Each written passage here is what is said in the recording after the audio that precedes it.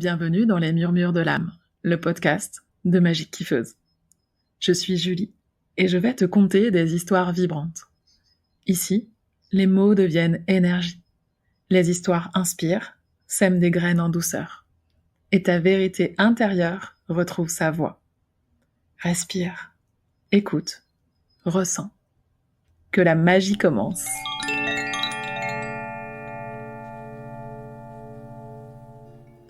La rive et la voyageuse.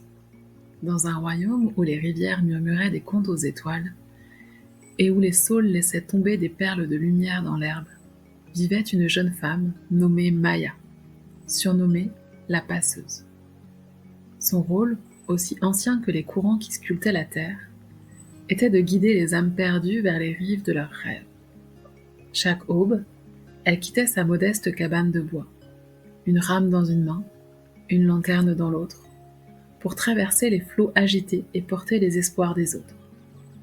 Maya avait le don de voir les courants invisibles du cœur. Elle savait où diriger chaque voyageur, quels mots murmurer pour apaiser leur peur. Mais ce don était une lame à double tranchant. Elle s'adaptait sans cesse, modelant son pas, sa voix, son souffle au rythme des autres, jusqu'à s'effacer elle-même.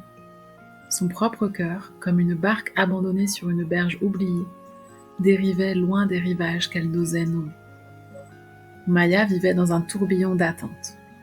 Les villageois, les voyageurs, même les oiseaux semblaient la chercher. « Maya, guide-moi » criait-il, leur voix se mêlant au clapotis de la rivière. Une vieille femme lui tendit une lettre froissée, implorant des messages portés au-delà de flots. Un enfant, les yeux pleins de larmes, la suppliait de retrouver un chemin vers un souvenir perdu.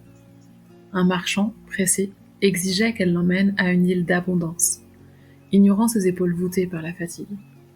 Il prenait sans voir, demandait sans écouter. « Tu es la passeuse » disait-il, comme si ce titre effaçait ses limites, ses besoins, son droit à respirer. Maya souriait, toujours. Un sourire doux mais fragile, cachant la lourdeur qui grandissait en elle. À l'intérieur, une voix étouffée murmurait. « Et moi, quand serais-je vue ?» Mais la peur la muselait, la peur de décevoir, de trahir, d'être jugée égoïste.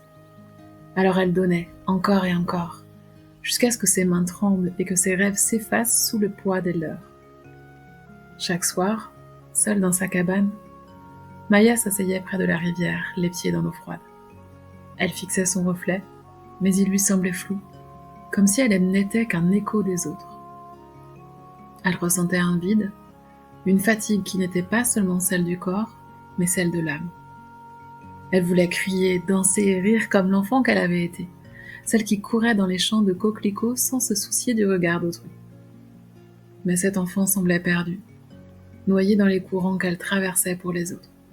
« Si je m'arrête, ils sombreront » se répétait-elle, serrant les poings. Pourtant, au fond de son cœur, une étincelle palpitait, faible mais tenace, attendant d'être entendue. Une nuit, alors que la lune drapait le monde d'un voile d'argent, une goutte d'eau, scintillante comme un éclat d'arc-en-ciel, jaillit de la rivière et flotta devant Maya. Elle brillait d'une lumière vive, tourbillonnante, comme si elle portait en elle tous les possibles. « Passeuse, pourquoi donnes-tu tout sans jamais t'écouter ?» murmura la goutte, sa voix claire comme un carillon dans le vent. Maya, le cœur lourd, répondit « Les autres ont besoin de moi. Leurs rêves sont fragiles, leur chemin incertain. Si je m'arrête, ils se perdront. » La goutte dansa, espiègle, sa lumière caressant le visage fatigué de Maya. « Suis-moi et trouve la rive qui t'appelle. » Un élan inconnu, comme un chant venu des profondeurs, poussa Maya à suivre la goutte. Elle marcha le long d'un sentier bordé de roseaux frémissants, leurs murmures semblant lui parler d'un courage oublié. Le chemin s'enfonçait dans une forêt de saules, où l'air vibrait d'une énergie ancienne. Chaque pas était un combat. Une voix intérieure sifflait qu'elle abandonnait son devoir, que les autres l'attendaient, qu'elle n'avait pas le droit de chercher pour elle. Mais la goutte scintillait, et Maya avançait, le cœur battant. Le sentier déboucha sur une clairière où une rivière, plus vieille que les étoiles, miroitait sous un ciel constellé. Au centre de l'eau flottait un miroir d'obsidienne, lisse comme la nuit, profond comme un secret. Une voix, chaude comme un feu d'hiver, s'éleva depuis les flots. « Maya, regarde dans le miroir. Vois la rive qui est tienne et non celle des autres. » Maya s'immobilisa, la peur serrant sa gorge. Regarder pour elle? Cela semblait un sacrilège. Elle voyait les visages des villageois, leurs mains tendues, leurs voix pressantes. « Et si je me perds? Et si je les abandonne ?» murmura-t-elle, les larmes aux yeux. La voix répondit, douce mais ferme. « Ton rivage ne vole rien aux autres. Il les éclaire. Il est ta source, ta vérité. » Les mains tremblantes, Maya s'agenouilla près du miroir. Son reflet la bouleversa. Une enfant aux yeux pétillants, riant dans un champ de fleurs sauvages, dansait sous un soleil éclatant. Cette enfant n'avait pas peur de courir, de chanter, de rêver pour elle-même.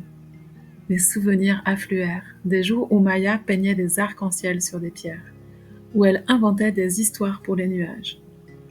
La goutte murmura « Touche l'eau, choisis-toi ». Maya hésita, puis plongea ses doigts dans le miroir. Une vague de chaleur l'enveloppa comme un rire retrouvé, et l'eau s'illumina, révélant une rive dorée parsemée de coquelicots et vibrant d'un chant qui était le sien. Cette rive était vive, libre comme un poème qu'elle n'avait jamais osé écrire. Mais la clairière trembla soudain. Des ombres surgirent des roseaux. Leurs formes mouvantes prenaient les traits des villageois, des voyageurs, de tous ceux qui l'avaient sollicité. « Tu n'as pas le droit, » sifflait-elle. « Pense à nous, tu es la passeuse, tu n'existes que pour nous. » Leur voix était un écho des doutes qui l'avaient si longtemps enchaînée. Maya vacilla, prête à se lever, à éteindre sa rive, à reprendre son rôle d'ombre au service des autres. Ses mains se crispèrent, son souffle s'accéléra. Mais la goutte scintilla, plus brillante que jamais, et chanta. « Danse sur ta rive, Maya. Elle est ta magie, ta vérité. » Portée par une force qu'elle ne connaissait pas, Maya ferma les yeux. Elle imagina l'enfant qu'elle avait vu dans le miroir, cette petite fille qui dansait sans peur. Lentement, elle se mit à bouger, ses pieds effleurant l'herbe, ses bras s'ouvrant comme des ailes. Elle dansa, d'abord hésitante, puis avec une joie grandissante, laissant son corps suivre le chant de sa rive. Chaque pas dissolvait une ombre, chaque tourbillon chassait un doute. Les voix s'évanouirent, remplacées par le murmure de la rivière qui semblait rire avec elle. Maya dansait, et pour la première fois, elle se sentait entière. Quand elle rouvrit les yeux, la rive était là, réelle, vibrant sous ses pieds. Les coquelicots frémissaient dans la brise et une énergie pétillante comme un éclat de soleil courait dans ses veines.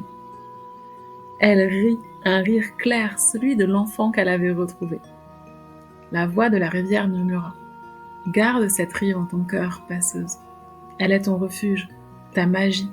Ne l'oublie jamais, car elle grandit avec toi. » La goutte s'éleva, tourbillonnant une dernière fois avant de rejoindre la rivière. Et Maya quitta la clairière, le pas ancré, le cœur léger. De retour dans son royaume, Maya continua de guider les âmes, mais elle apprit à dire non, à poser des limites, à écouter son propre courant. Elle s'arrêtait parfois pour danser sur sa rive intérieure, peignant des rêves, chantant des mélodies qu'elle seule connaissait.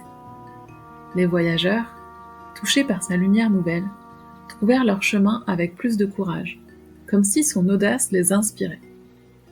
Certains villageois grommelèrent, habitués à son dévouement sans faille, mais d'autres, émerveillés, commencèrent à chercher leur propre rive.